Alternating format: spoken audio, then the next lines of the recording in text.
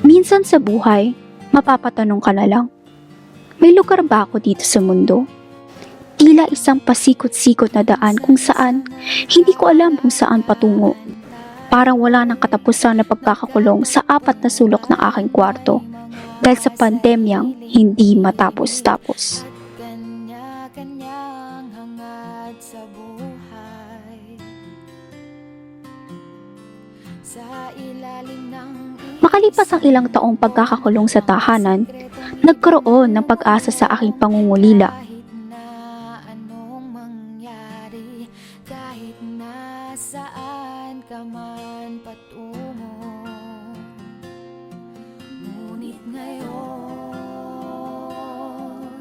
Sa pagtungtong ko sa aming paaralan, nangarap akong magkaroon ng kaibigan na makakasama at makakakwentuhan.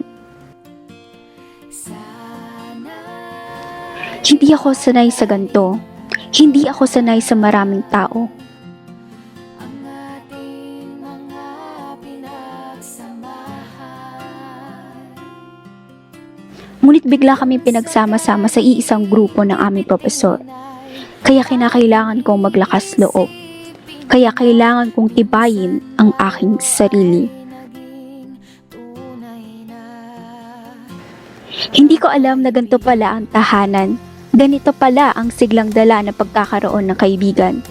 Sa isang iglap, hindi ka nag-iisa.